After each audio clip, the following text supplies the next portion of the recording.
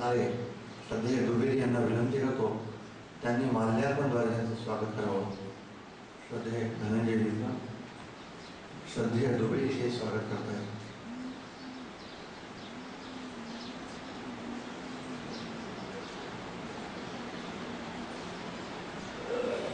जय जय रघुवीर समर्थ.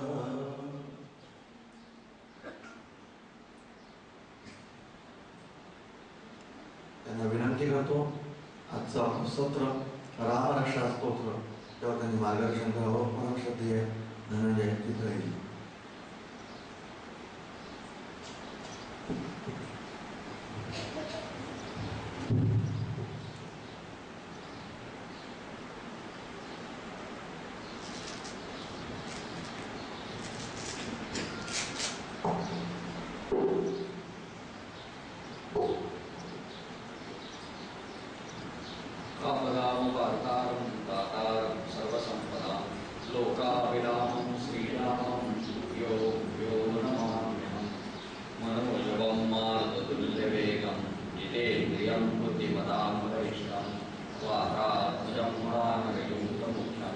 श्रीरामदूतं शरणं प्रपद्ये. ज्या ज्या ठिकाणी मनसाय माझे त्या त्या ठिकाणी निजरूप तुझे. मी ठेवितो मस्तक ज्या ठिकाणी ते ते तुझे सद्गुरु पाय दोरी. जानकी जीवन स्मरण जय जय राम.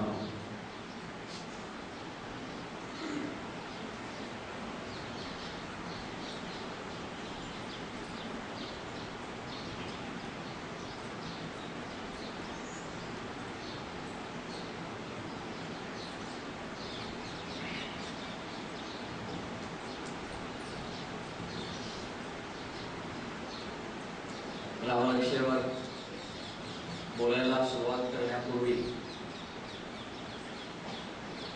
की सकाळपासून इतकं सुनियोजित पद्धतीने आपण रामधून रामस्मरण नामस्मरण आणि पुन्हा प्रवचन हे सगळं आयोजित करताय.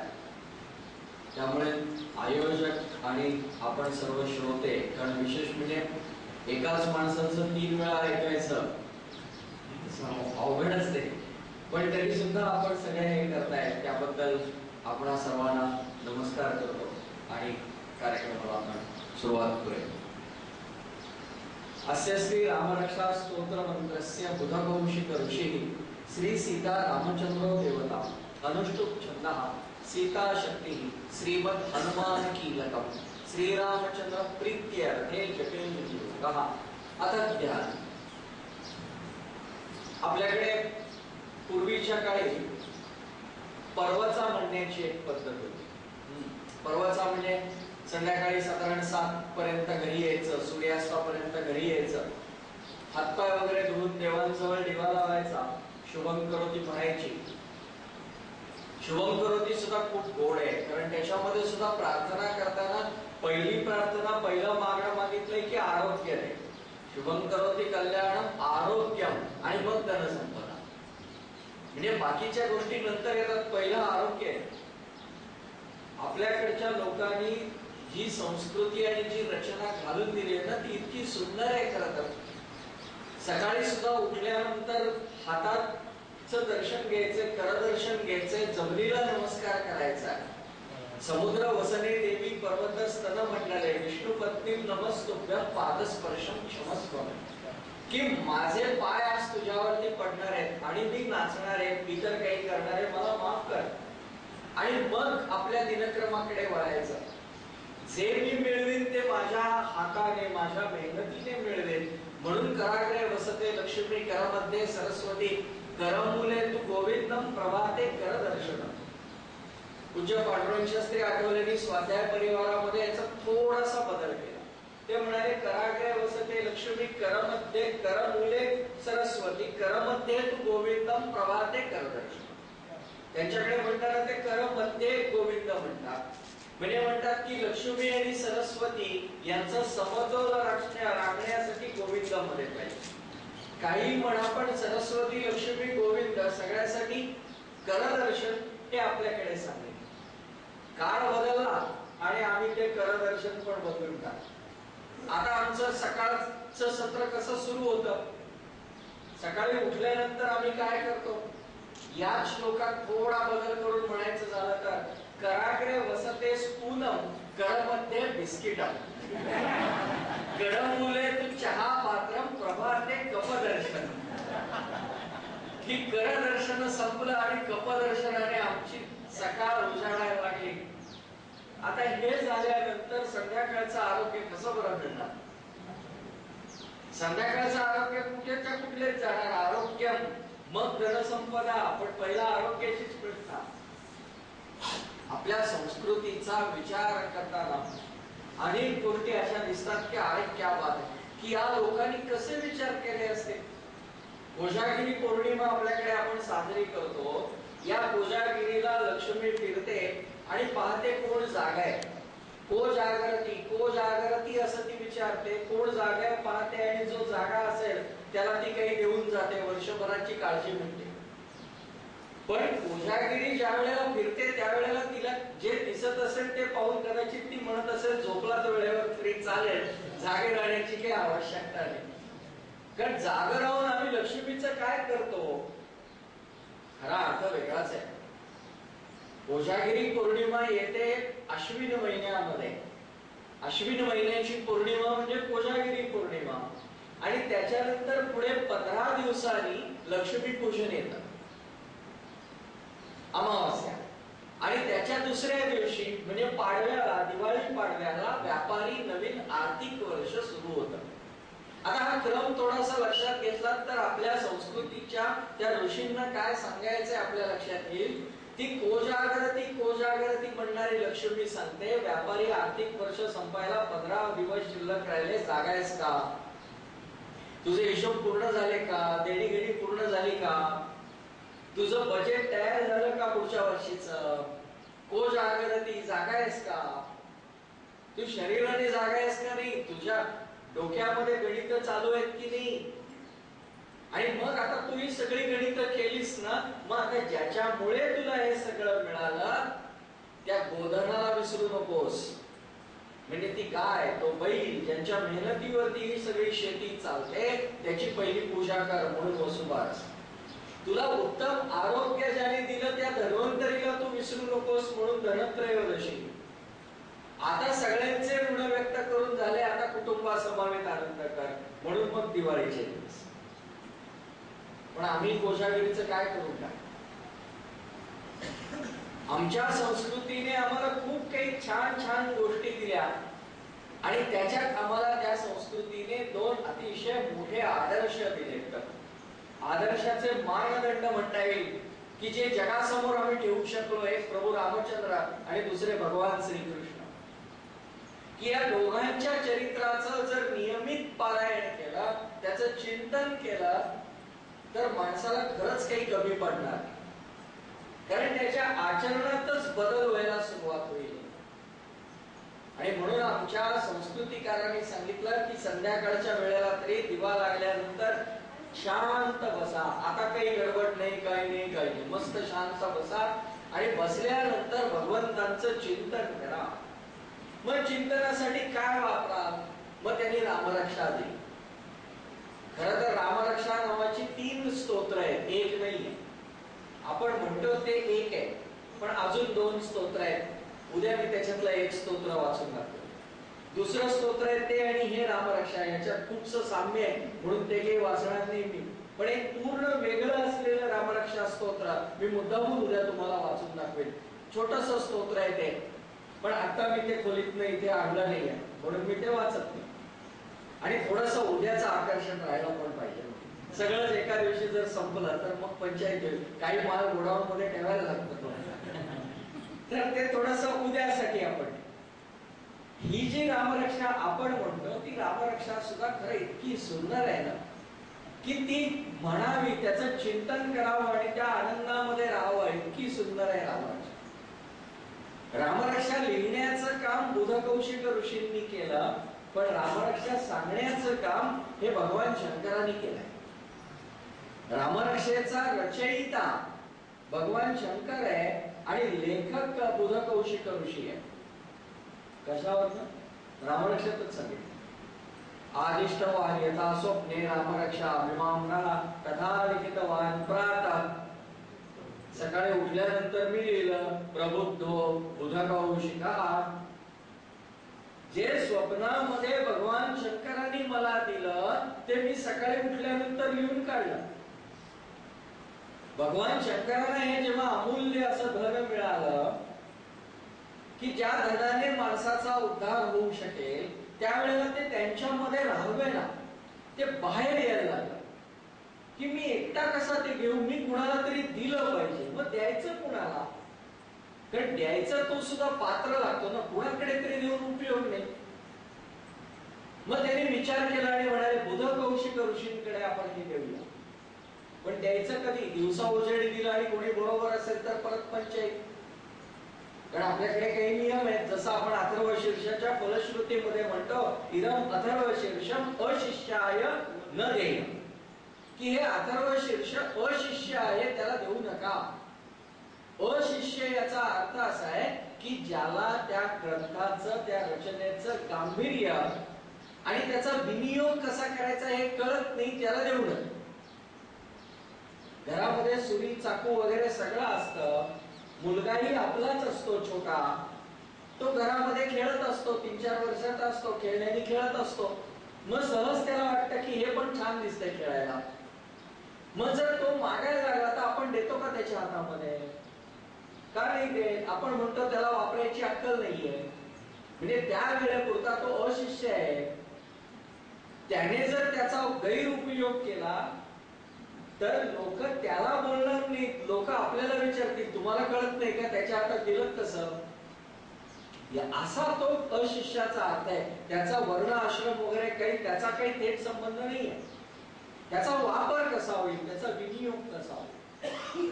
म्हणून भगवान शंकरांनी ते दिलं बुधकौशिक ऋषींना आणि बुधकौशिक ऋषींना ते स्वप्नामध्ये दिलं. म्हणजे कोणाचा त्रास नाही, काही नाही, छान पैकी ते सगळं त्यांनी सांगितलं. आपल्या स्वप्नामध्ये बऱ्याच वेळेला जे काही येतं ना ते कफ पित्त आणि वात यांच्या दोषामुळे आपल्याला पडणारी स्वप्न ही प्रकृती दोषामुळे पडतात आणि तशी नाही पडली तर आपल्या मनामध्ये जे सतत फिरत असतं ना ते स्वप्नात दिसायला लागतं. मनी वसे ते स्वप्नी दिसे. पण स्वप्नामध्ये सद्गुरू दिसणं, स्वप्नामध्ये उपास्य दैवत दिसणं, स्वप्नामध्ये त्या लोकांनी आपल्याला काही सांगणं, हे या दोन्ही मध्ये बसत नाही. हे केवळ त्या गुरु कृपेमध्ये आणि त्या परमेश्वरी कृपेमध्ये असतात. त्यामुळे ती जी स्वप्न पडतात ती केवळ त्यांच्या इच्छेने पडतात. तसं स्वप्न बुधकौशिक ऋषींना पडलं आणि त्यांनी ते सगळं लिहून टाकलं. ते म्हणाले की मी आता हे जे काही लिहिलंय ते आपल्या समोर ठेवतो. हे काय आहे, हे रामरक्षा नावाचं स्तोत्र आणि मंत्र आहे. स्तोत्र मंत्रस्य, ते स्तोत्रही आहे आणि तो मंत्रही आहे. भगवंताची स्तुती म्हणजे स्तोत्र. याच्यामध्ये रामाची स्तुती केलेली आहे. रामचंद्र तू कसा आहेस त्याचं वर्णन केलेलं आहे. त्याचे गुणांचं अनेक ठिकाणी दर्शन त्यांनी आपल्याला घडवलंय म्हणून ती स्तुती आहे. पण त्याचबरोबर त्याचं मनन केलं असता आपला उद्धार होईल.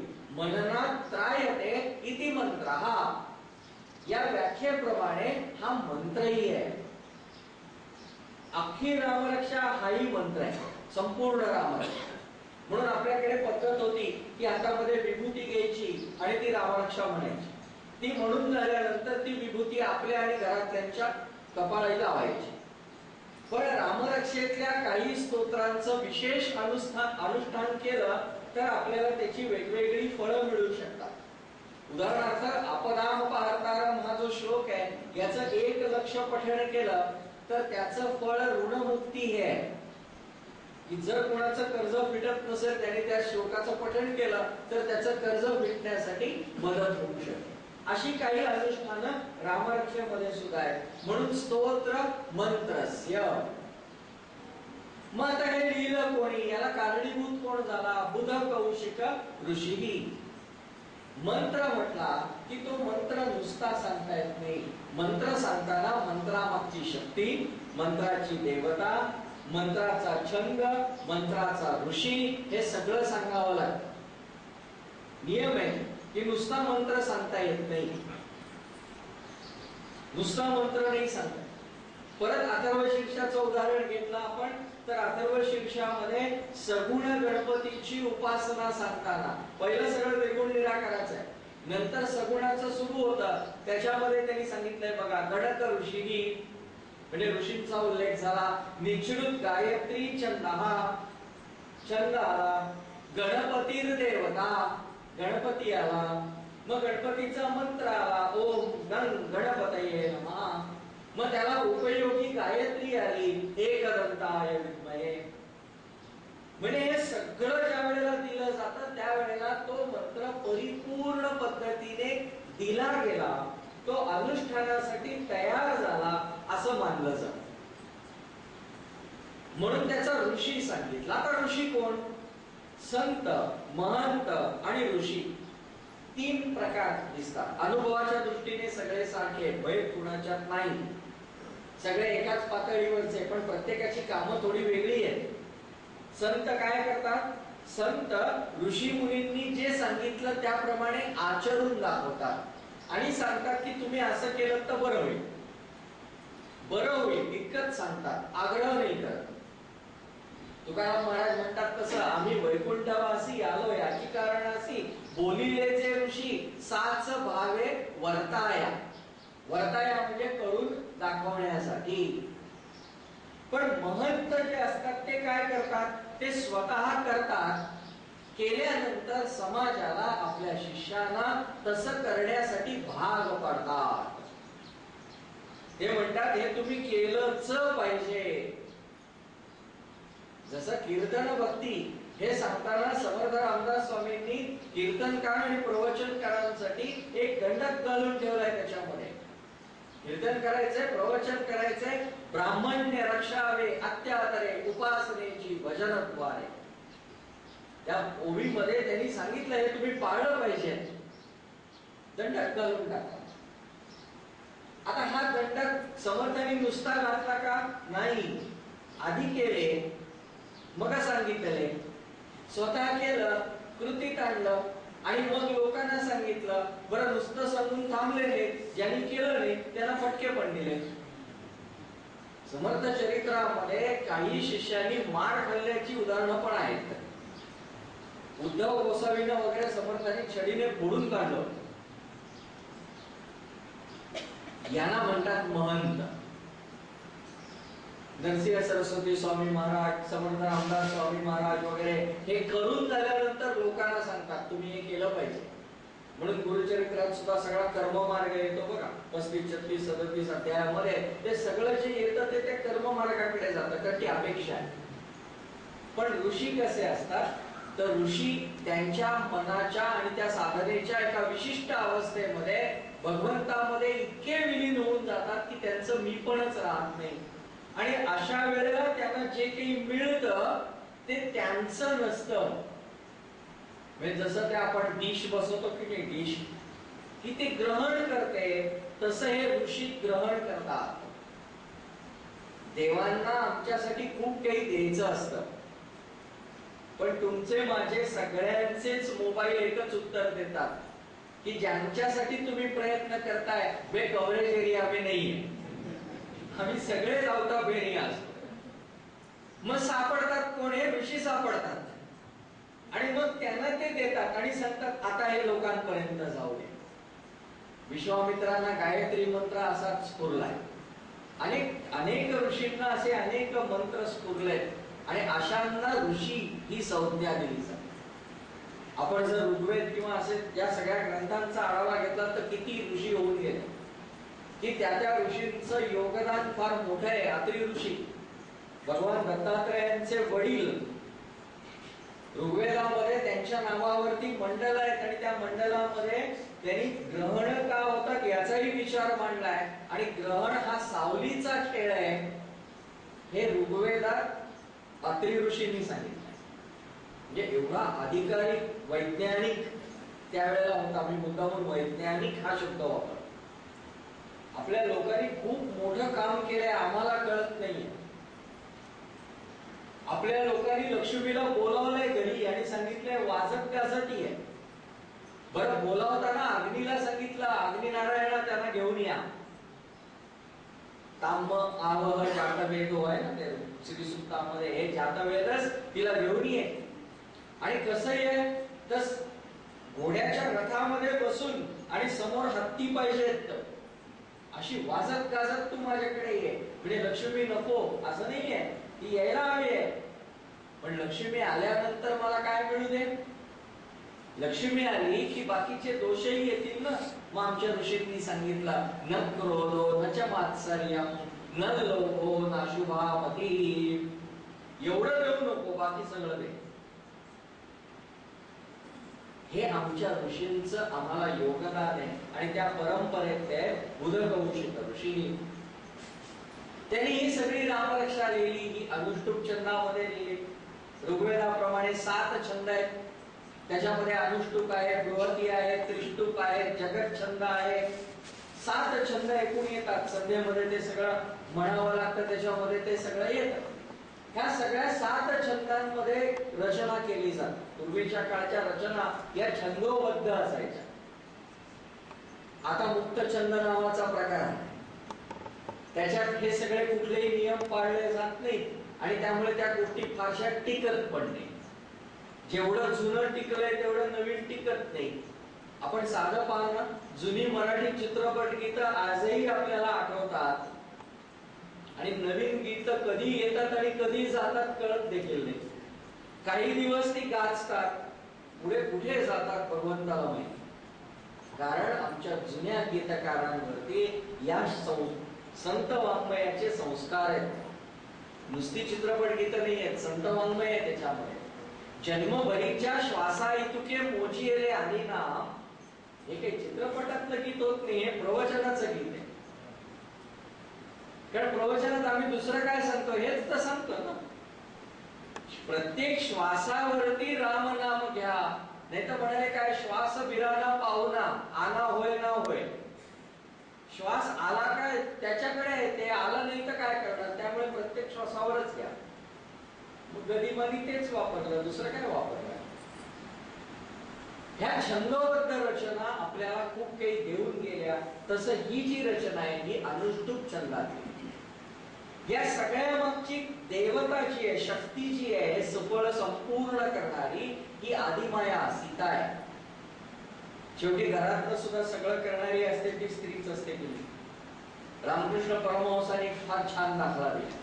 एका घरामध्ये म्हणे लग्न असतं आणि मग लग्नाच्या वेळेला काय होतं, तो माणूस असतो म्हणजे जो मूळ यजमान असतो घरातला करता, तो असा छान बाहेरच्या खोलीत बसलेला असतो. पाहुणे आले की तो फक्त आतमध्ये तोंड करून सांगतो, अगं ते अमके आले. मग त्यांनी बॅगा कुठे ठेवायच्या, त्यांची झोपायची सोय कुठे आहे, त्यांना चहा नाश्ता कधी द्यायचा, सगळी व्यवस्था ती बाई बघते. पण म्हणाले सगळं लग्न झाल्यानंतर हा यजमान काय म्हणतो, अमक्या अमक्या पाहुणा काय म्हणतो, अमक्या अमक्या यजमानाकडचं लग्न छान झालं. मी केलं स्त्रीने आणि श्रेय गेलं यजमानाकडे. तसं परमहंस म्हणतात हे सगळं होतं ना, हे ती आदिमाया करते, पण श्रेय जातं भगवंताकडे. श्रेय जातं भगवंताकडे. तसं प्रभू रामचंद्र हे भगवंत आहेत, ते परमात्मा आहेत. मग त्यांची शक्ती, त्यांची आदिमाया म्हणजे सीता, म्हणून सीता शक्ती ही. आणि तसं पाहिलं तर रामायणातला हे रावण वगैरे वगैरेचा रावण वध वगैरे हा सगळा भाग झाला, तो सगळा सीतेमुळेच झाला नाही का. सीताच नसती तर हे सगळं पुढचं काही झालंच नसतं. सीता स्वयंवरापासून जो भाग सुरू झाला रावणाच्या फजितीचा वगैरे, सगळ्याला कारणीभूत सीताच आहे, म्हणून सीता शक्ती. आता हे सगळा मंत्र आहे, हा मंत्र सिद्ध होण्यासाठी एक संरक्षण लागतं. थोडं बराबर जातोय अशासाठी की आपल्याला 3 दिवसात जास्तीत जास्त भाग पाहता येतो. संरक्षण लागतं की ज्या संरक्षणामध्ये आमचं अनुष्ठान पूर्ण होईल. जसं आपण पूजा करायला बसल्यानंतर बघा की आपण छातीपासून सगळ्या या अवयवांना एक प्रकारचं संरक्षण देतो. मग त्याच्यामध्ये आपण पुरुष सुक्ताचे मंत्र म्हणतो किंवा स्त्री सुक्ताचे मंत्र म्हणतो किंवा इतर काही मंत्रांनी आपण आपल्या भोवती एक कवच धारण करून घेतो. तसंच कवच इथे रामरक्षेमध्ये वेगळ्या प्रकारे त्यांनी दिलं. ते म्हणाले की आपल्याला हा मंत्र सिद्ध करायचा आहे ना, मग त्याच्यासाठी आपल्याकडे एक छान पहारेकरी आहे. त्याच्यावरती त्याच्या मालकानेच ही जबाबदारी सोपवली आहे, त्यामुळे तो नाही म्हणूच शकत नाही. स्वधामासी जाता महाराम राजा, की प्रभू रामचंद्र जेव्हा स्वधामाला गेले म्हणजे साकेत लोकांमध्ये गेले, म्हणून रामचंद्रांचं एक नाव आहे साकेताधिपती, साकेत लोकाचा अधिपती. समर्थांबद्दलचा एक श्लोक आहे, त्याच्यामध्ये हा साकेताधिपती शब्द येतो. सह्याद्रीगिरीचा विभाग विलसे मंदार शृंगापरी, नामे सज्जन जो नृपे वसविला श्री उर्वशीचे. उर्मोडी नदी म्हणजे उर्वशी. साकेताधिपती कपी भगवती हे देव ज्याचे श्री. रामांचं देऊळ आहे, कपी म्हणजे मारुतीरायांची देऊळ आहे, आणि भगवती म्हणजे ती अंगलाई आहे. साकेताधिपती कपी भगवती हे देव ज्याचे श्री, तेथे जागृत रामदास विलसे जोया जना उद्धरी. तो साकेताधिपती म्हणजे रामचंद्र. हे ज्या वेळेला स्वलोकाला गेले त्यावेळेला त्यांनी काय केलं, स्वधामासी जाता महाराम राजा, हनुमंत तो ठेविला याचकाजा. मारुतीरायाला त्यांनी सांगितलं आपण इथेच राहा. कशासाठी राहा? मारुतीराय काय करतात, सदा सर्वदा रामदासासी पावे. मारुतीराय रामदासांना सदा प्रसन्न होतात. आता रामदास म्हणजे केवळ समर्थ रामदास असं नाही, जे रामाचे दास आहेत ते. आता रामाचे दास कोण याच्यासाठी समर्थाने निकष घालून ठेवले. तरीच म्हणावे रामदास, किंवा रामदास म्हणणे मग देवा. ते खूप मोठे आहे. आपली 2020 ची मॅच आहे, म्हणून मी आपलं फक्त असा निर्देश करून पुढे जातो. त्यातून आणखी अधिक माहितीसाठी आपल्याकडे आहे माहितगार. तुम्ही त्या दोघांनाही विचारलं तरी ते तुम्हाला ते दाखवतील काय काय आहे ते. मी इथे आलोय ना, हे थोडस म्हणजे काय आपल्याकडे आहे ते यांच्या समोर ठेवून तपासून घेण्यासाठी आलो, बाकी काही. तर हे जे रामदास आहेत, या रामदासांना प्रसन्न होण्या सदा सर्वदा रामदासासी पावे. आणि मग त्या रामदासांना कोणी त्रास द्यायला लागला तर खळी गांजिता. खळ म्हणजे दुष्ट. पसायदानात येतो ना, जे खळांची व्यंकटी सांडो तो खळ. खळी गांजिता ध्यान सांडोनी धावे. दुष्ट जर रामाच्या दासाला त्रास द्यायला लागले तर मारुतीराय आपलं ध्यान बाजूला ठेवतात आणि पहिलं जाऊन त्या दुष्टाला धडा शिकवतात आणि मग पुन्हा ध्यानामध्ये रममाण होतात. म्हणून रामरक्षा म्हणणाऱ्याचं रक्षण करण्याची जबाबदारी सुद्धा बुधकौशिक ऋषी मारुतीरायांवरतीच ठेवतात. श्रीमद हनुमान कीलकम. आता म्हणाले कशासाठी म्हणायचं हे सगळं, कशासाठी हे सगळं कुणासाठी म्हणायचं. विद्यार्थी लभते विद्या, धनार्थी लभते धनम, असं काही आहे का? नाही. श्रीरामचंद्र प्रीत्यर्थे त्यांच्यासाठी म्हणायचं. जपे विनियोगा, त्याचा जप त्याच्यासाठी करायचा. मग आता ज्यांचा जप करायचा त्यांचं ध्यान आपल्या समोर असलं पाहिजे. रामरक्षेमध्ये आपल्याला रामांची ध्यानं दिसतात. मी अनेक वचन वापरलं ध्यान, कारण अथक ध्यान पासून येतं हे एक ध्यान. पुढे पण येतात दक्षिणे लक्ष्मणो यस्य वामे तु जनकात्मजः पुरतो मारुतिर्यस्य तं वंदे रघुनंदनम. आता हे सुद्धा रामांचं ध्यान नाही का? कसे आहेत राम? डाव्या बाजूला कोण आहे, उजव्या बाजूला कोण आहे, समोर कोण आहे, नाही का? किती रामांच्या रूपाची वर्णन जी आहेत ना रामरक्षेमध्ये किती येतात. सहज आठवून पहा, आपल्या लक्षात येईल. तरुणौ रूप संपन्नौ सुकुमारौ महाबलौ पुंडरीक विशालाक्षौ. आता बऱ्याच वेळा लोक म्हणताना पुंडरीक करून टाकतात, तो हरी विठ्ठल वाला. तो पुंडरीक आहे. पुंडरीक म्हणजे कमळ. कमळासारखे विशाल डोळे असणारा. बुधकौशिक ऋषींचं प्रेम आहे ना, कमळावरती फार प्रेम आहे त्यांचं. त्यांनी राम आणि कमळ यांचं नातं किती ठिकाणी सांगितलंय बघा. आपण रामरक्षा आता या दृष्टीने पहा आणि ते शब्द असे शोधून काढायचा प्रयत्न करा. नवकमल दल स्पर्धी नेत्रम प्रसन्नम. आला कमळ. राजीव नेत्रम प्रभोंशनाथम. राजीव म्हणजे कमळ. बरं आता सहज असं शोधत जा म्हणजे आपल्या लक्षात येईल की कमळ किती ठिकाणी याने काय होतं माहितीये का, याने आपलं सारखं अनुसंधान राहतं, बाकी काही नाही. हे कशासाठी करायचं, त्याला चिकटून राहायचंय ना, मग जरा वेगवेगळे प्रकार येते. सहज सांगतो, अनुसंधान म्हणजे नक्की काय असतं, वेगळं काय असतं. हार असते उडताना आपण पाहिजे, ती गार कशी उडते, एका ठराविक उंचीवर जाईपर्यंत तिला असे पंख हलवायला लागतात आणि एकदा ती त्या उंचीवर पोहोचली की ती नुसती अशी गोल फिरत राहते. तसं हे मी सांगतोय ना, कमळाचं शोधा, रूपाचं शोधा, हे पंख हलवणे. असं एकदा त्या उंचीवर गेलं की फक्त मन रामरंगी रंगले ती राम. आता तिथून खाली आलं की पुन्हा काहीतरी करायचं की गेला वरती. याच्यासाठी हे सगळं, आणि त्याचा आनंद आहे ना, हा विलक्षण आहे आनंद. आणि असं जेव्हा आपल्या घरात होतं ना, त्यावेळेला आपल्या घराचं गोजीरवाणं घर होतं. नाहीतर नुसतंच या गोजीरवाण्या घरात बाकी सगळं आहे, देव नाही.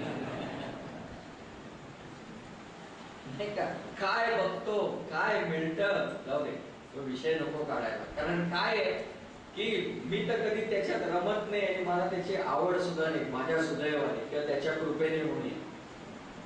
पण किती आम्ही त्याच्यामध्ये वेळ फुकट घालवतो आणि हे एवढं सगळं आमच्या लोकांनी दिलंय, त्याच्याकडे आम्ही दुर्लक्ष करतो.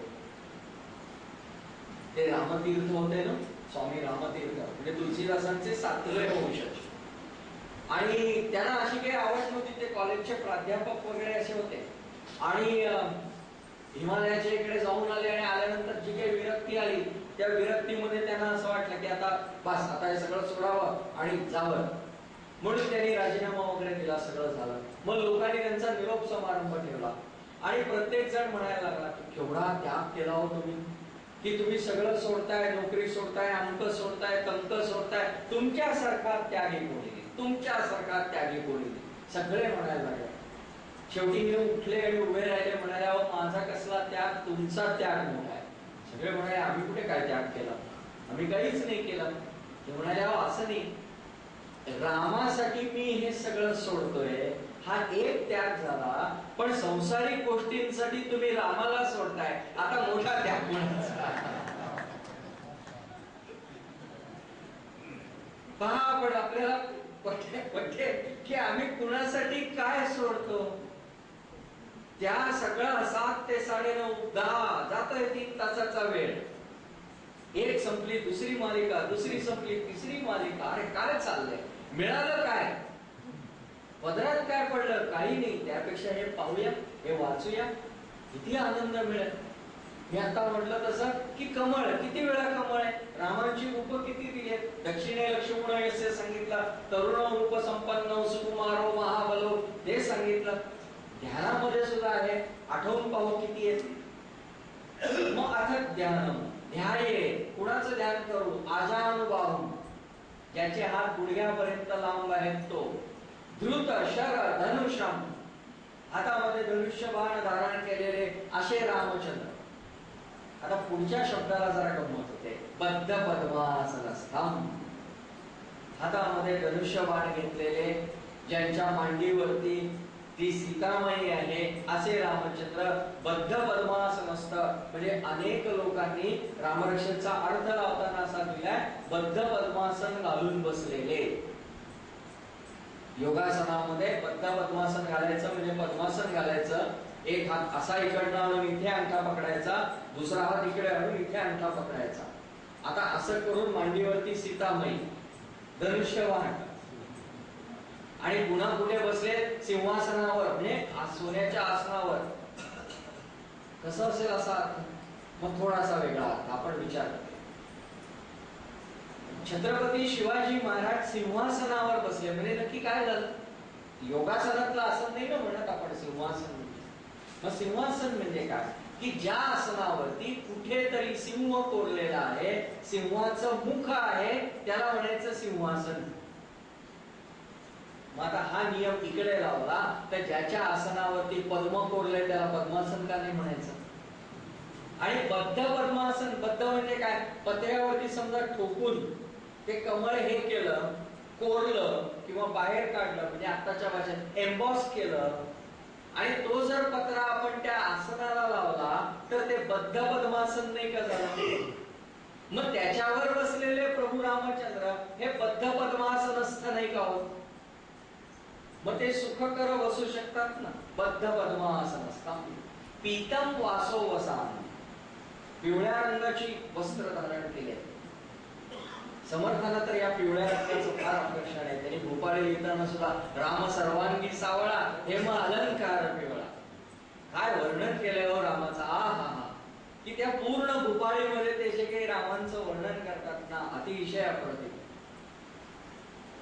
राम आहेत हे राजा राम या स्वरूपामध्ये तिथे आहेत. आणि राजा असतो ना, त्याच्याकडे राजस गुण हा थोडा लागतो आणि त्याचं प्रतीक म्हणून ते पिवळ्या रंगाची वस्त्र घालते. पीतम वासो वसानम नव कमल दल स्पर्धी नेत्रम प्रसन्नम वामांकारूढ सीता. सगळं ते वर्णन येत जातं पुढे. मी आता त्याच्यावर थोडं पटकन पुढे उडी मारतो. दधत मुरुजटा, शंका अशी येते, सगळे दागिने घातले, सगळं केले आणि वरती डोक्यावरती जटा आहे. एकाने मला हाही प्रश्न प्रवचनामध्ये विचारला, हे कसं दिसेल? अंगावरती दागिने आहेत, नाना अलंकार, दिक्तम अमक तमक सगळं आहे, पुन्हा ते सिंहासनावरती बसलेले आहेत आणि डोक्यावरती त्या सगळ्या जटा वगैरे. म्हटलं असं आहे की रामचंद्रांनी जो वनवास भोगला त्यावेळेला त्यांनी केसांच्या जटा तयार केल्या होत्या. ते ज्या वेळेला त्या गुहकाच्या इथे गेले आणि तो म्हणाला, तुम्हाला काहीतरी द्यायचंय, काय देऊ? तेव्हा रामचंद्र म्हणाले, आता तू दिलेलं मी घेऊ शकत नाही, कारण आता मी वनवासी झालो. पण तुला द्यायचंच असेल तर मला काय दे? झाडाचा चीप दे, माती दे आणि दूध दे. कशासाठी? त्याने मी माझ्या जटा वळू शकेल. आणि त्या जटा त्यांनी तयार केल्या. आणि इतकी अनेक वर्ष जर त्या केसांना एकच वळण राहिलं असेल तर ते जटा सोडवल्यावर सुद्धा केस त्याच वळणात नाही का जाणार? मग लांबणं दिसताना ते जटेसारखे दिसणार की नाही, जरी जटा नसल्या तरी? जरी जटा नसल्या तरी ते तसेच दिसणार. एक भाग. आणि दुसरं की प्रभू रामचंद्र जरी सिंहासनावर बसले असले ना, तरी सुद्धा ते अंतरी विरक्त आहेत. मग ही विरक्तता कुठे दाखवायची? म्हणून कदाचित ऋषींनी त्यांची विरक्तता दाखवण्यासाठी जटांचा उल्लेख केला. कारण बाकी सगळ्या गोष्टी असल्या ना तरी ते सगळं गहन वगैरे डोक्यात जाणं फार त्रासदायक असतं.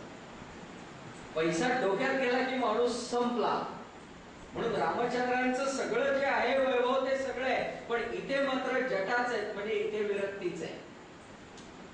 मग इथे ध्यानम चरितम रघुनाथस्य शतकोटी प्रविस्तरम. वाल्मिकी मुनींनी जे लिहिलं सगळं रामायण 100 कोटी श्लोकांमध्ये, ते सगळं रामायण आलं वगैरे, आपण ते सगळी कथा ऐकतो.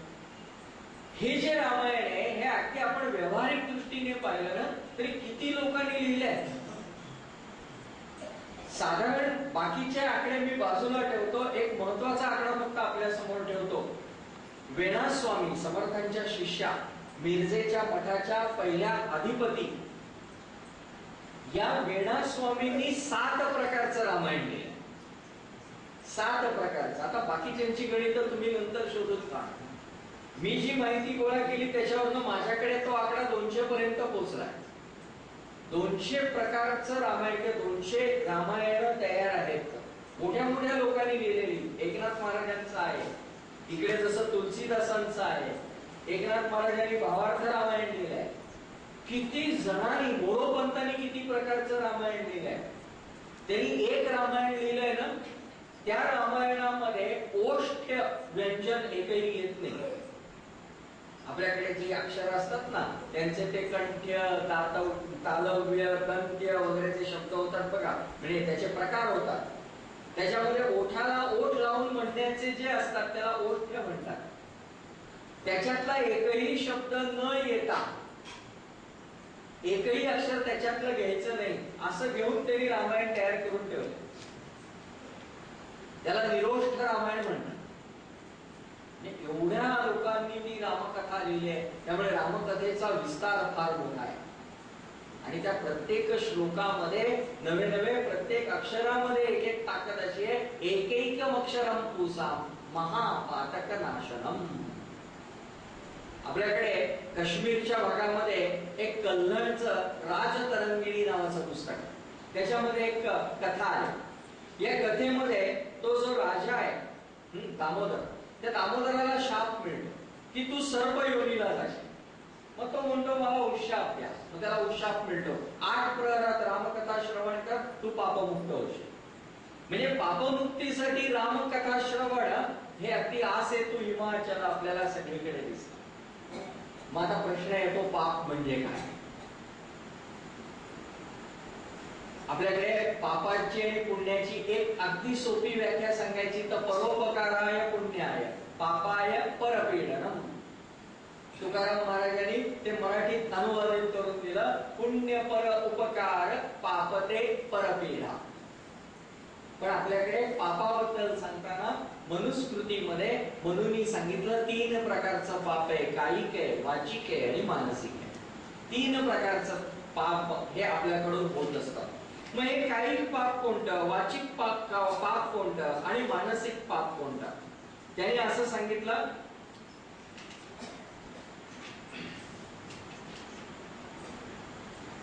अर्थानां उपादानं हिंसाचैव विधानतः परदारोप सेवाच शरीरम त्रिविधम स्मृतम. 3 प्रकारचं हे पाप जे आहे हे कायिक पाप आहे. दुसरं वाचिक पारुषम अमृतम चैव पैशून्यं चापि सर्वशः असंबद्ध प्रलापश्च वाङ्मयं स्यात् चतुर्विधम. हे 4 प्रकारचं पाप हे वाचिक आहे. आणि मानसिक परद्रव्येष्वभिध्यानम मनसा निष्ठ चिंतनम वितथाभि निवेशश्च त्रिविधम कर्ममानसम. सगळ्या शब्दांचे अर्थ सांगत बसत नाही, शेवटचा फक्त सांग. अशासाठी की आपल्याकडे महापापामध्ये हे पाप घातलंय. मानसिक कोणतं माहितीये का? मी देह आहे हे समजणं, याला महापाप म्हटलंय. बाकी काही नाही झालं तरी चालेल, निदान मी देह आहे असं तरी समजू नये. म्हणजे पुन्हा आम्ही समर्थांकडे येतो, देह बुद्धी दे आत्मबुद्धी करावी. कारण देह बुद्धी आली की पाप आलं. तुकारामांचे शिष्य होते निळोबार आहे, त्यांनी पाप सांगताना त्याचा एक अभंग लिहिला पापांच्या यादीचा. पाप तया नाव परदारागमन पापते परधन अपहार. पुढे म्हणाले पापतेची निंदा, परपीडा, परद्वेष. काय काय पाप आहेत बघा. आणि सगळे शब्द समजण्यासाठी सोपे आहेत म्हणून मी ते उलगडत नाही. पापते उपहास पुढीलांचे, पापतेची जीवी विषयांची आसक्ती, पाप अभक्ती कुळाचारी. आता निळोबा निष्कर्ष शेवटच्या चरणामध्ये काढतात, निळामणे पाप मुख्यतेची साचे, नावडे देवाचे नाममुखी. हे म्हणाले महापाप. देवाचं नाव सुद्धा ज्याच्या मुखात येत नाही किंवा ज्याला त्याची आवड नाही ना, हे महापाप. आता हरिपाठ काढला तर माऊलींनी हेच सांगितलंय, नामासी विमुख ते नर पापी.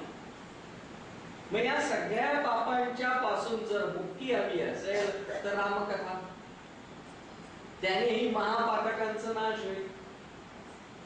पुढे मग त्याचा आणखी काही भाग सांगितल्यानंतर आपण जो महत्वाचा भाग पाहणार आहोत त्या भागाकडे आपण येतो.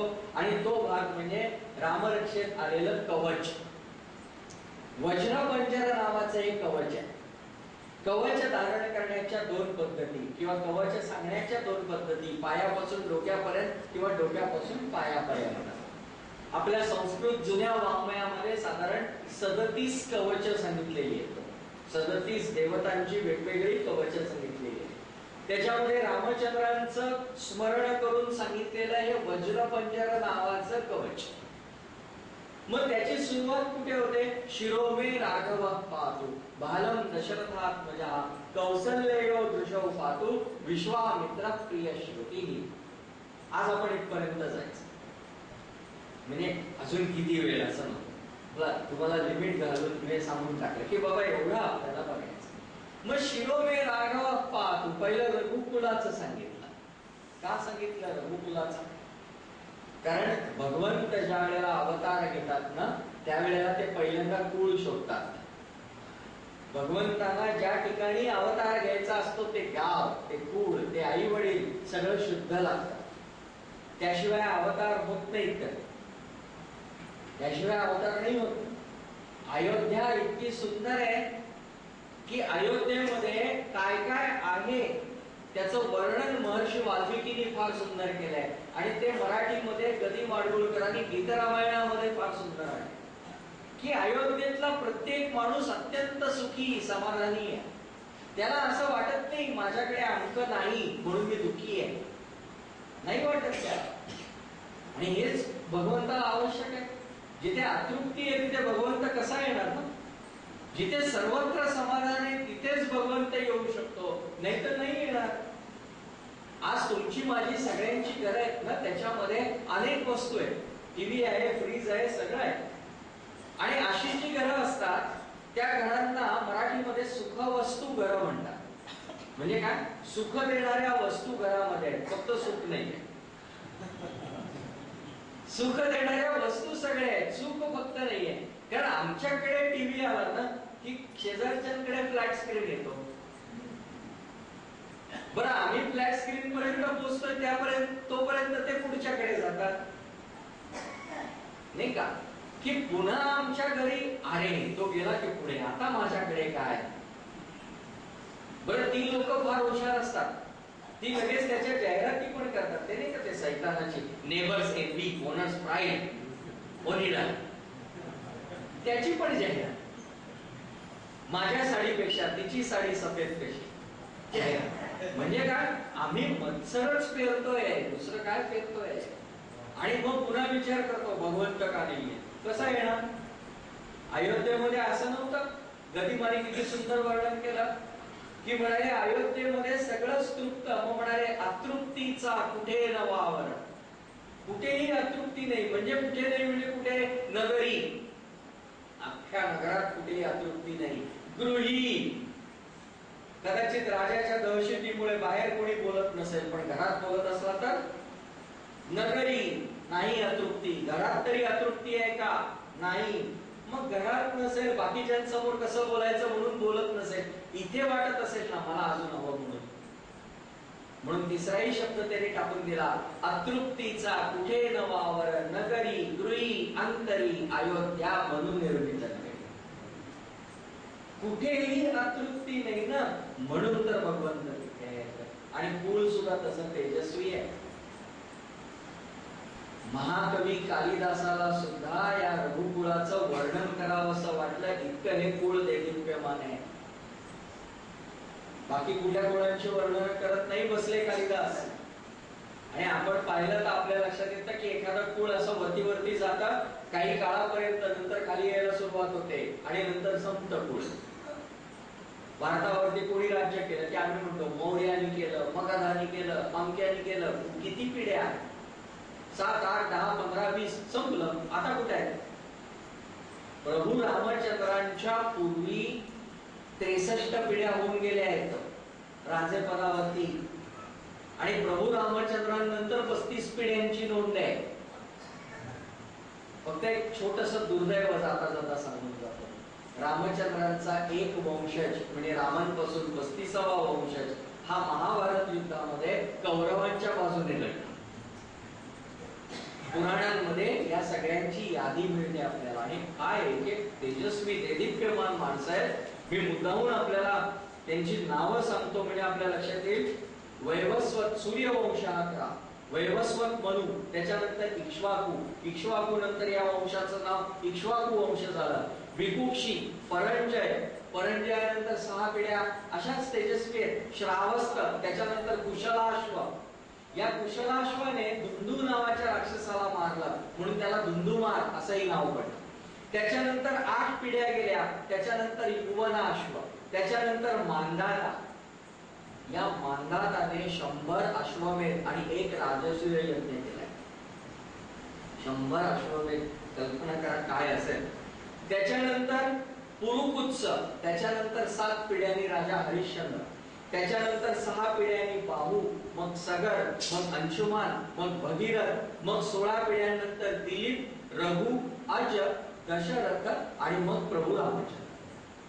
काय तेजस्वी परंपरा आहे. बरं, प्रत्येक जण आहे ना तो असा त्याच्या गुणांनी प्रकाशमान होणार आहे. कवी कुलगुरू कालिदासांनी या रघुवंशाची लक्षणं सांगितली आहेत. काय आहेत ही लक्षणं? ते म्हणाले रघुवंश किती तेजस्वी आहे. ते म्हणाले की हा जो वंश आहे ना, आजन्म शुद्धानाम, की जन्मापासून सगळे शुद्ध आहेत. माणसाच्या वंशामध्ये जर काही अशुद्धी असेल तर त्याचे परिणाम पुढच्या पिढीच्या कृतीमध्ये दिसतात. शास्त्राने असं सांगितलंय, अदाता वंश दोषेण. वंशामध्ये दोष असेल तर तो अदाता होतो, म्हणजे कंजूस होतो. आता कंजूसपणा हा आपल्याकडे इतका मोठा दोष मानलाय. छांदोग्य उपनिषदामध्ये एक कथा येते.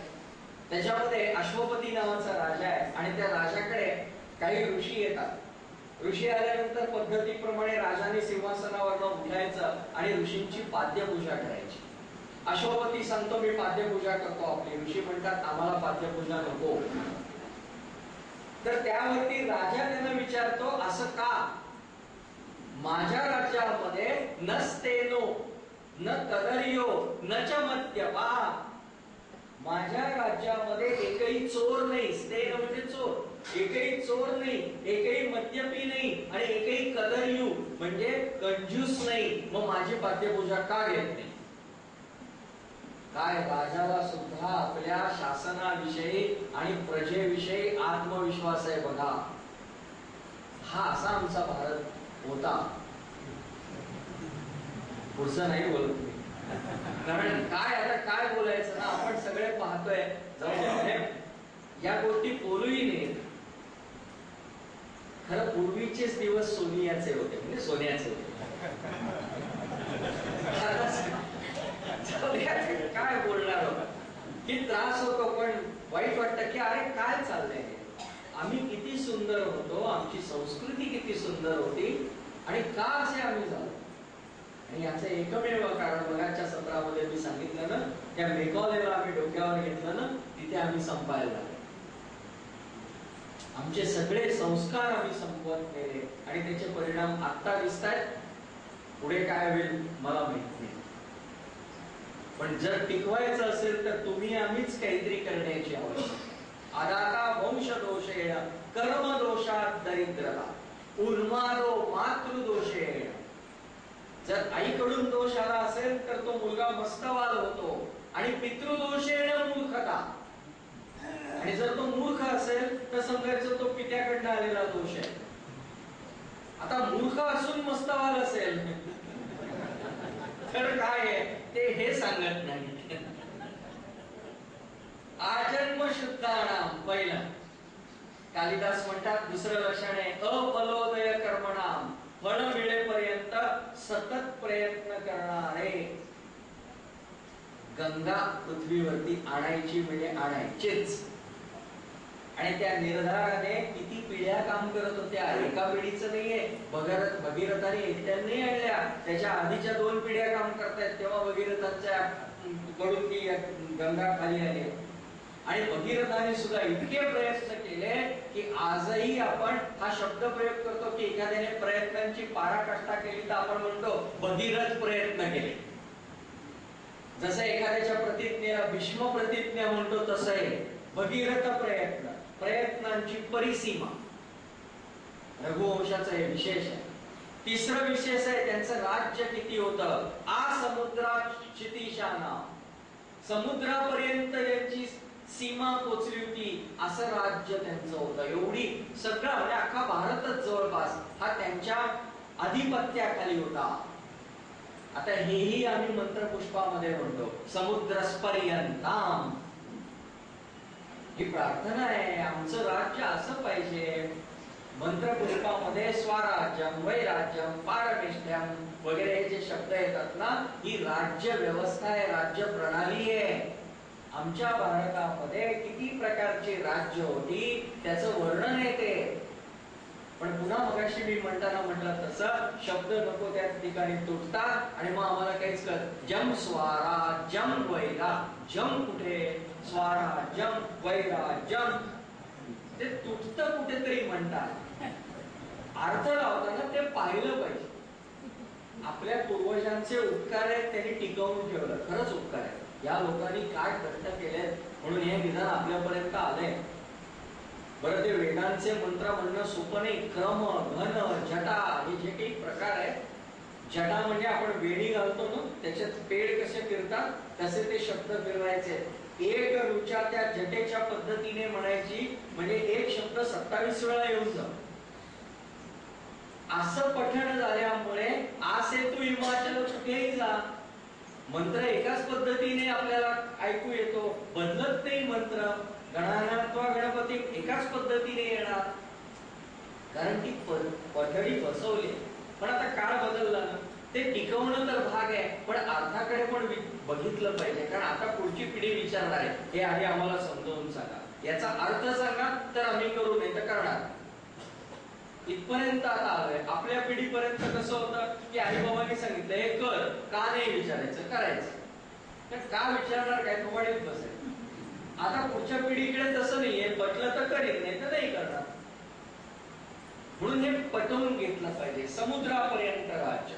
पुढे यथाविधी हुताग्निनाम, योग्य प्रकारे हवन करणारे. मग अशी मांगाता वगैरेचं सांगताना मी सांगितलं किती राजसूय यज्ञ वगैरे केले. त्या रघुराजाने सुद्धा दरवर्षी यज्ञ केलेले आहेत. दरवर्षी यज्ञ आहेत रघुराजाकडे. त्याच्यानंतर यथा कामार्चितार्थिनाम, याचकाच्या इच्छा यथायोग्य पद्धतीने पुरवणारे. उल्लेख निघालाच रघुराजाचा. वरतंतु ऋषींचा शिष्य कौत्स हा रघुराजाकडे गेला आणि त्याने सांगितलं की माझ्या गुरुंनी गुरुदक्षिणा मागितली 14 कोटी सुवर्ण मुद्रा. पूर्वी आधी शिक्षण दिलं जायचं आणि मग गुरुदक्षिणा घेतली जायची. आता आधी ऍडव्हान्स फी घेतात आणि मग शिकवतात. काळ बदलला. कौत्स आला आणि त्याने सांगितलं, हे तो सांगण्यासाठी आला की मला हे सगळं हवंय. त्यावेळेला रघुराजा नुकताच विश्वजित नावाचा यज्ञ करून अगदी गरीब झालेला होता. कारण पद्धत ही की दरवर्षी यज्ञ करायचा आणि दरवर्षी स्वकष्टार्जित रक्कम लुटून टाकायची, पुन्हा भणंग व्हायचं, वर्षभर पुन्हा कष्ट करायचे, पुन्हा कमवायचं आणि देऊन टाकायचं. जोडोनिया धन उत्तम व्यवहारे, उदास विचारे वेच करी. खर्च करून टाकायचं. तसं ते खर्च झालेलं. आता काय देणार काय? कौत्स वळला जायला. यांनी पाहिलं, अरे बाबा तू आलास का आणि निघालास का? त्यांनी सांगितलं नाही, आता तुमचं बघतोय एकंदरीत काय आहे ते, तुम्ही काय मला देणार सुवर्ण मुद्रा?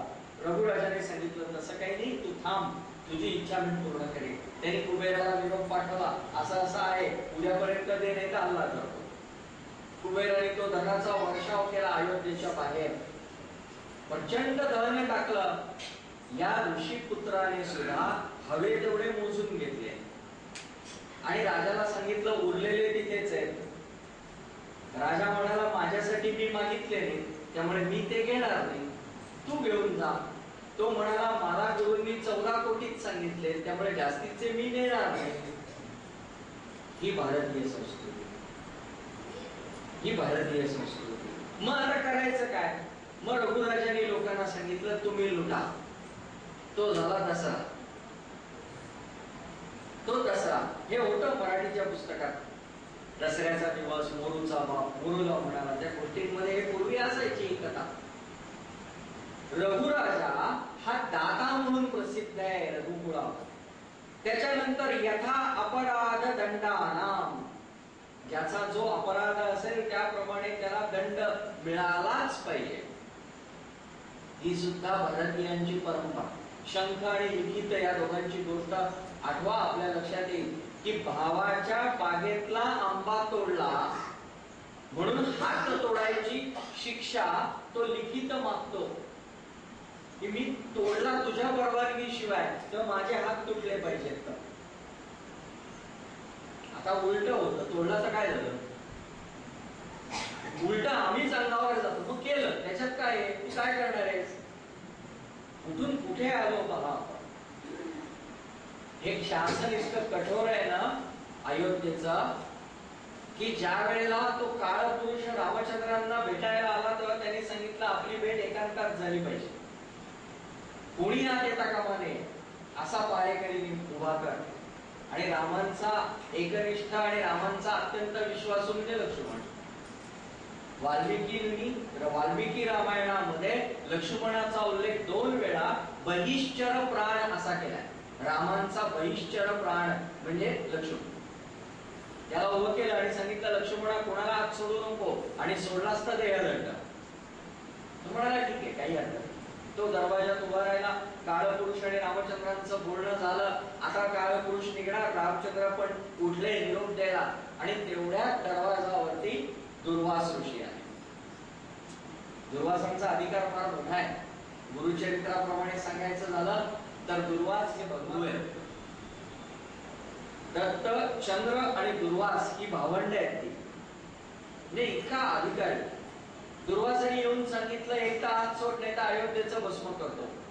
लक्ष्मणाने विचार केला अयोध्या जाण्यापेक्षा मी एकटा गेलेला परवडलो, म्हणून लक्ष्मण आत वळला. हे खरं तर बाहेर चालले होते, बोलणं संपलं होतं. तांत्रिक दृष्ट्या हे दोघं आत होते, पण महत्वाची कामं संपली होती. तरी सुद्धा रामचंद्रांनी ऋषी मंडळाच्या निर्देशाप्रमाणे लक्ष्मणाला देहांत शासन केलं. शरयू मध्ये लक्ष्मणाने जलसमाधी घेतली आहे. यथा अपराध दंडानामध्ये लक्ष्मण हा अपवाद नाहीये, त्यालाही शासन आहे. हे रघुवंशाचं शासन. पुढे त्यांनी आणखीन सांगितलं त्यागाय समृतार्थानाम, कमावतात, त्यागासाठी कमावतात. सत्याय मितभाषिणाम, नेहमी सत्य बोलतात आणि मोजकं बोलतात.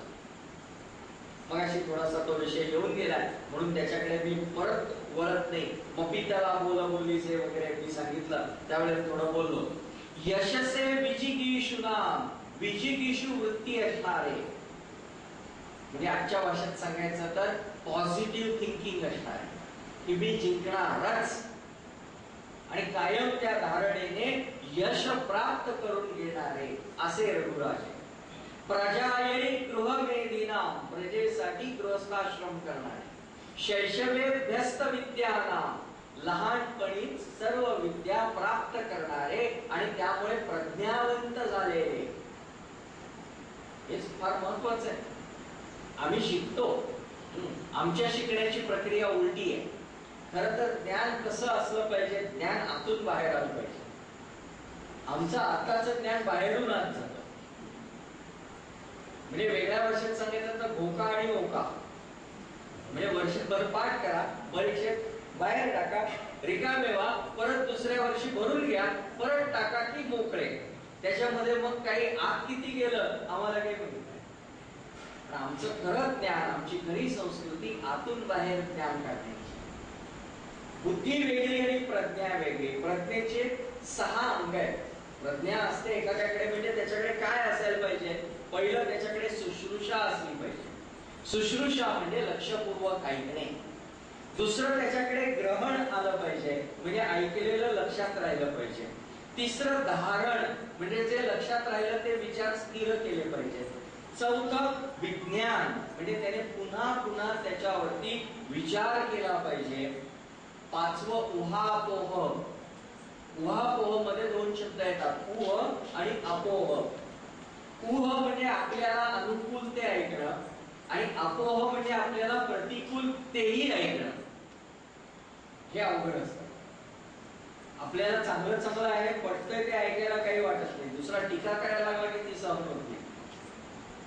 ते आपण बघतो. मग मी चालून देणार नाही संसद, मी अमक करणार नाही, मग मी सभा उधळीन, ते सगळं बघतो आपण. हे फार अवघड आहे. उहापोह आणि शेवटचं येतं तत्वदर्शन, म्हणजे जे शिकलो त्याची अनुभूती घेणं. असा अभ्यास करणारे जे होते ते रघुकुळातले राजे. ते यौवन काळामध्ये विषयांचे उपभोग पण घेत होते, वार्धक्यामध्ये मुनिवृत्तीने राहत होते, आणि शेवटी योग मार्गाने स्वतःचं शरीर त्यागही करत होते. रघुकुळाची एकूण 15 लक्षणं कालिदासांनी सांगितली. आणि या 15 लक्षणांचा परमोच्च आदर्श जर कोणी असेल तर तो म्हणजे प्रभू रामचंद्र आहे. राजा हरिश्चंद्र सत्यासाठी प्रसिद्ध आहे. भगीरथ राजा प्रयत्नांसाठी प्रसिद्ध आहे, गुरुनिष्ठेसाठी दिलीप राजा प्रसिद्ध आहे, प्रत्येक राजा वेगवेगळ्या कारणासाठी प्रसिद्ध आहे. इंद्राला मदत करणारा म्हणून दशरथ प्रसिद्ध आहे. या सगळ्यांच्या वरती गेलो तर प्रभू रामचंद्र आहे. स्वतः दिलेलं वचन पाळलं, स्वप्नातलं स्वतःच वचन पाळलं हरिश्चंद्रांनी, पण आईला वडिलांनी दिलेलं वचन पाळलं. मग आता श्रेष्ठ कोण? कदाचित रामचंद्र असं म्हणू शकले असते, माझा काय संबंध, बाबांनी सांगितलं त्यांचं ते बघतील, मी काही त्याला बांधील नाही, आता मी सज्ञान आहे, माझं मी ठरवू शकतो. पुन्हा त्यांच्याकडे दुसरा एक भाग होता पहा, की सगळ्या प्रजेची इच्छा होती रामाने राजा व्हावं. म्हणजे हेही ते म्हणू शकले असते, मला खरं नाही व्हायचं, पण जनमताचा आदर करून. नाही केलं ना त्यांनी. किती होतं, लक्ष्मण तर अक्षरशः इतके चिडले होते, बघू तर कोण बसतं रामाशिवाय. म्हणजे रामचंद्राला इतकं अनुकूल होतं. वाल्मिकी रामायणात ते इतकं वर्णन आहे. दशरथ म्हणतात वसिष्ठांना, काय म्हणाले, मला सुद्धा इच्छा आहे की या रामानी मला तुरुंगात टाकावं आणि गादीवर बसावं, पण म्हणे या रामाचं काय सांगावं, माझं सगळंच ऐकतो, माझं सगळं ऐकतो, ही तक्रार आहे. तर पुन्हा हे आजच्या काळाला जोडू नये, म्हणजे जाऊ दे, आताची मुलं तेव्हाची मुलं जाऊ दे, तो विषय आपण आता रामांचे आदर्श आपण पाहतोय. देवांना मदत करणारे वडील, पण यांनी देवांना सोडवलं. मग आता श्रेष्ठ कोण? सगळं आपण पाहत गेलो तर सगळ्यांच्या वरचे दिसतात ते रामचंद्र.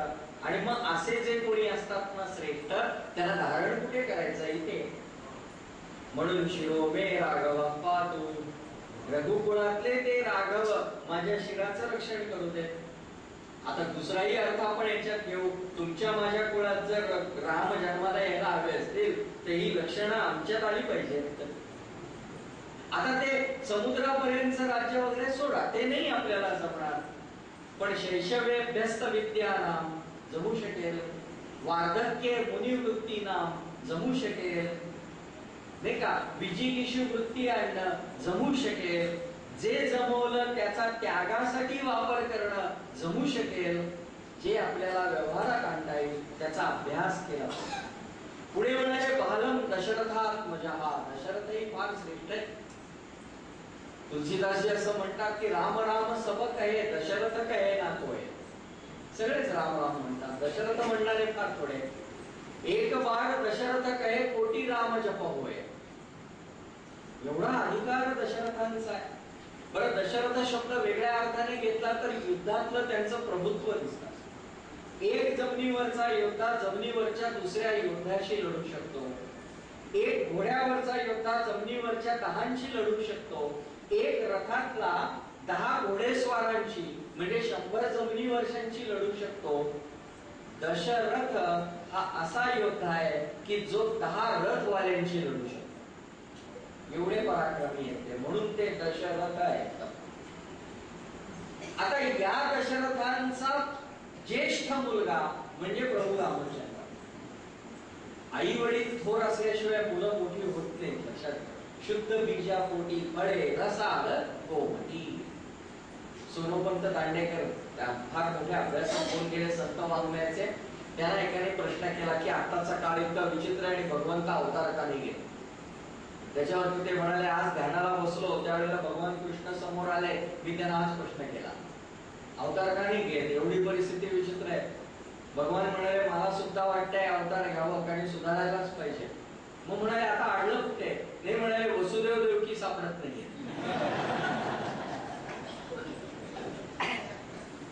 आजची परिस्थिती बरोबर तशीच आहे. कौशल्य आणि दशरथ कुठे आहे नाही का? ते असले तर अवतार होणार आहेत ना. आणि बालम दशरथात्मजामध्ये साधकाने काय शिकायचं, हे कवच आहे ना. हे कवच म्हणजे साधकाने जगावं कसं याचं दिग्दर्शन करणारं कवच आहे. फक्त रक्षण कर रक्षण कर रक्षण कर एवढं नाही. आम्ही नीट जगलो तर रक्षण आपोआप होणार आहे. दशरथाचा पुत्र असल्यामुळे प्रभू रामचंद्रांना वनवासही भोगावा लागला, पत्नी वियोगही झाला, अनेक गोष्टी भोगाव्या लागल्या.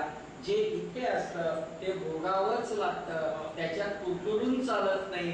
बालम दशरथात्मजा, कारण सगळ्या गोष्टी दशरथाच्या ह्याच्यातनं आल्या, त्याने वर दिले. पण रामचंद्रांनी कधी कुरकुरून दाखवलं नाही तुमच्यामुळे, नाही कधी नाही. पहा आपण अख्खं चरित्र पहा. अहो ते बाकी सोडून द्या, परत आल्यानंतर सुद्धा खरं त्यांनी म्हणायला होतं आता ती कुठे आहे मंथरा, दाखवा जा. तिने कान भरले ना, आता तिच्याकडे तरी बघतो. नाही कुठे नाहीये त्यांचं. रामचंद्रांचा हा आदर्श आहे, लक्षात घ्या. मग जे आहे ते स्वीकार, ते सांगण्यासाठी बालम दशरथात्मजा हे का म्हटलं. नाही तर आमची संस्कृती पहिलं काय सांगते, मातृदेवो भव, पितृदेवो भव, आचार्य देवो भव. मग पहिला आई, मग वडील, मग कौशल्य इथे पाहिजे या नियमाप्रमाणे. पण रचनाकारांनी किती योग्य सांगितलं, इथे वडील, आता कौशल्य दृशोपातू, कौशल्याचा मुलगा. आता परत आलंय बघा की आईचं नाव पण टाकल्यावरती आलं पाहिजे, स्कूल लिव्हिंग वर आईचं नाव वगैरे.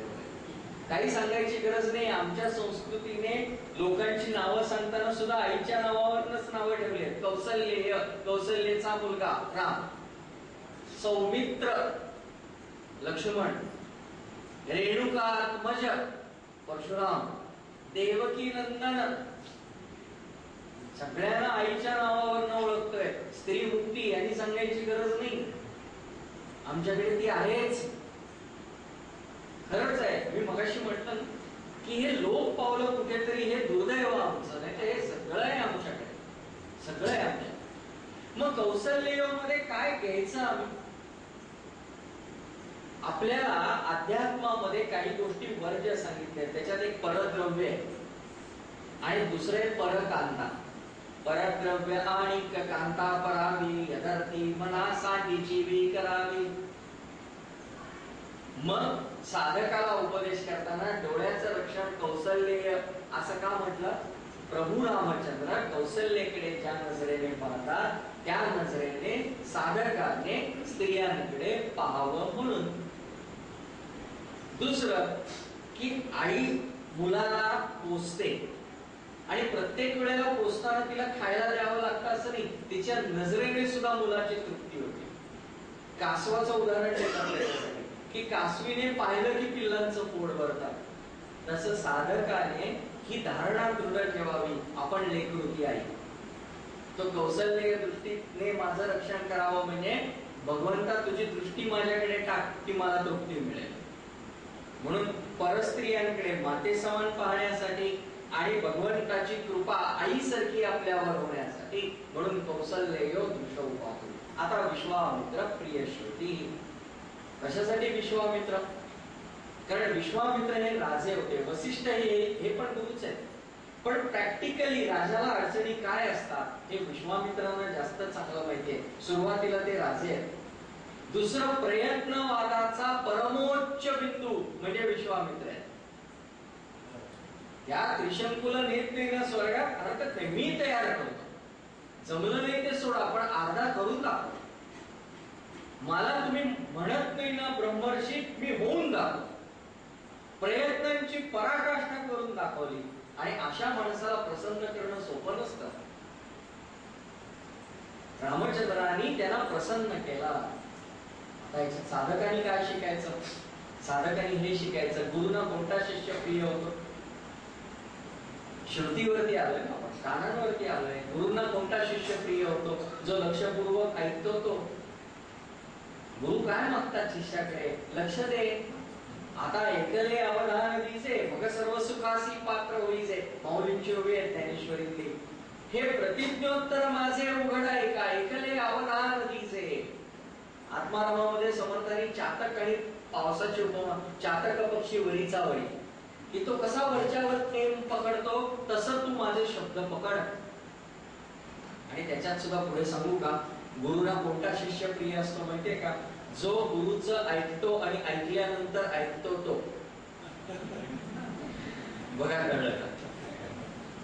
ऐकणं वेगळं आणि ऐकल्यावर ऐकलं वेगळं. मुलं टीव्ही पाहत असतात आणि आपण सांगतो अरे बास आता बंद करा टीव्ही, की तो म्हणतो 5 मिनिटं. मग 5 मिनिटांनी नजर टाकतो, लक्ष आहे का? नाही. आई बाबांचं लक्ष दिसत नाही, मग जरा ताणूया पुढे. मग 15, 20, 25 मिनिटं होतात तरी टीव्ही बंद होत नाही. मग आई वडील ओरडतात, अरे तू ऐकलं नाहीस अजून. मग पहिला ऐकलं ना, पुढचं नाही ऐकलं.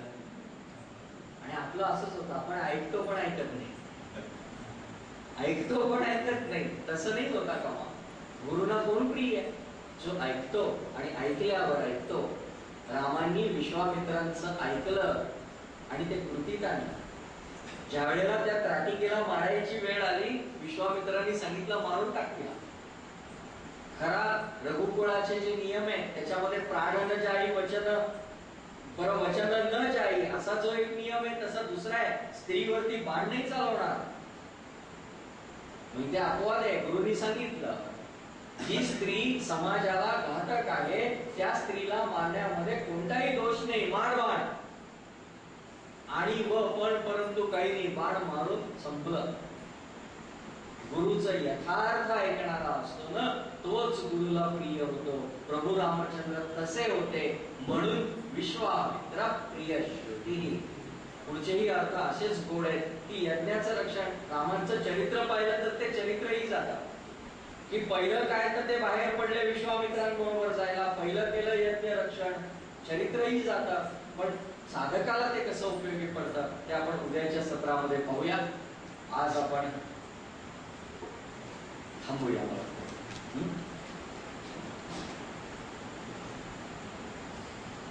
पुन्हा एक श्लोक आपण बोलूया. आपल्याला येत असेल, आपण माझ्या बरोबर पडलात तर चांगलं होईल. धर्माच्या करिता आमासी जगती रामाने धाडिले, ऐसे जाणूनी राम भक्ती करिता ऐश्वर्य हे लाभले. आता धर्म सख्या तुझ्या पुरती हा नम्रत्वे वसे, इच्छा होतसी मानसी करीतसे हा देह तुझा असे. जानकी जीवन स्मरण